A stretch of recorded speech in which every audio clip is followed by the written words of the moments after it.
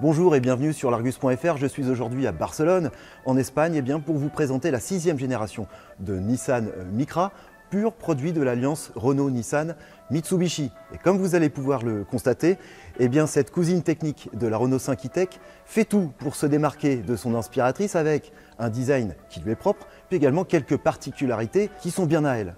C'est parti pour découvrir cette citadine japonaise, désormais 100% électrique et attendue sur nos routes au cours du dernier trimestre 2025. La nouvelle Micra a été dessinée par le studio européen de design de Nissan. Une particularité qui ne doit rien au hasard puisque la petite nippone, son marché de prédilection, ce sera l'Europe, bien entendu. Alors côté dimension, on retrouve globalement les mensurations de l'R5, sauf en longueur puisqu'elle mesure 3,97 m de long, c'est 5 cm de plus que la française. Par contre, en termes de largeur, 1,77 m et de hauteur, 1,49 m, c'est identique à la R5, tout comme d'ailleurs, et on le verra tout à l'heure dans l'habitacle, l'empattement qui est lui aussi de 2,54 m de long. Les deux voitures font appel à la même plateforme Ampere Small, ce qui explique notamment qu'elles adoptent les mêmes proportions. Mais la Micra cultive sa personnalité avec un style graphique et tout en rondeur qui la différencie de la française. Là où la R5 mise sur son côté néo-rétro, la Micra joue la carte de la sympathie avec une bouille très joviale. À l'avant, on retrouve le logo Nissan sur un capot qui est plat et qui plonge sur une bande noire qui fait office de calandre. La signature lumineuse forme un grand cercle entourant le bloc optique des projecteurs qui renferme 3 rectangles éclairés. Le bouclier est plus galbé que celui de la française et intègre 2 fines prises d'air latérales positionnées verticalement dont les contours sont éclairés. De profil, la Micra se distingue par une ceinture de caisse matérialisée par une ligne creusée dans la carrosserie. Les poignées de porte arrière sont cachées dans les custodes et les passages de roues sont habillés d'arches en plastique noir, ce qui lui donne un petit côté SUV, surtout avec ses roues de 18 pouces de série. Le toit, parfaitement horizontal, est souligné par un jonc gris métal. La voiture peut d'ailleurs recevoir une livrée Biton, combinant l'une des 6 couleurs disponibles au catalogue, avec un toit noir ou gris. La poupe se caractérise par une lunette arrière très inclinée et surtout par des feux circulaires dont le dessin fait écho à ceux de l'avant. Ils sont reliés entre eux par un liseré contrastant avec l'inscription de la marque, comme sur la R5.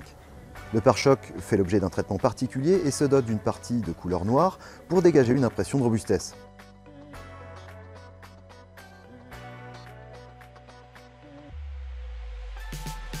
Alors les adeptes de la R5 ne seront pas dépaysés à l'intérieur de cette nouvelle Micra. Ils seront véritablement chez eux. Il y a quand même quelques détails, quelque chose qui sont spécifiques au modèle. Je pense aux sièges qui sont propres à cette nouvelle Micra. Ce n'est pas les sièges de l'R5 qu'on a ici.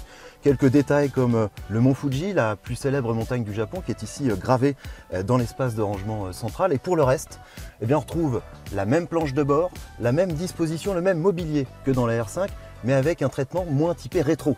Côté écran, c'est du pareil au même. On a le tableau de bord numérique de 10,1 pouces qui fait face au conducteur, qui se prolonge par une dalle numérique tactile centrale de 10,1 pouces également, qui est légèrement orientée vers le conducteur. Comme dans la R5, le système d'infodivertissement embarque Google intégré. Donc on a droit à toutes les applications de Google qui sont téléchargeables, dont Google Maps qui intègre ici une fonctionnalité de planificateur d'itinéraire électrique qui est spécifique à cette nouvelle Micra.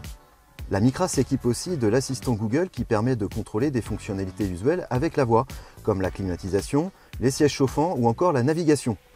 En complément, l'application Nissan Connect donne accès à distance à des informations comme l'état de charge de la batterie ou la localisation du véhicule et permet même de contrôler diverses fonctions telles que la température de l'habitacle et le programme de charge.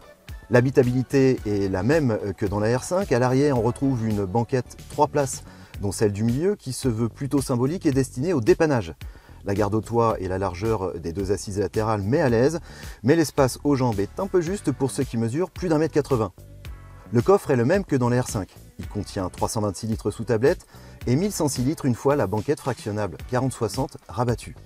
Des valeurs bien placées dans la catégorie puisqu'à titre de comparaison, la Mini Cooper E propose entre 210 et 800 litres.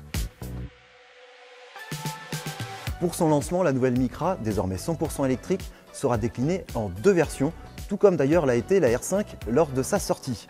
Alors on va avoir une première version d'entrée de gamme de 120 chevaux associée à une batterie de 40 kWh pour une autonomie de 310 km. Et puis une version supérieure de 150 chevaux avec une batterie plus imposante de 52 kWh pour une autonomie de 408 km. Les chiffres d'autonomie qu'on vous donne d'ailleurs lors de cette vidéo, ils sont toujours en cours d'homologation.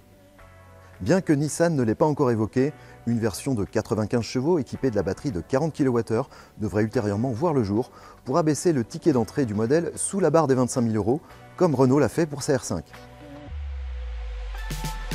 Côté recharge, Nissan annonce que 30 minutes suffisent pour passer de 15 à 80% sur une borne de recharge rapide en courant continu.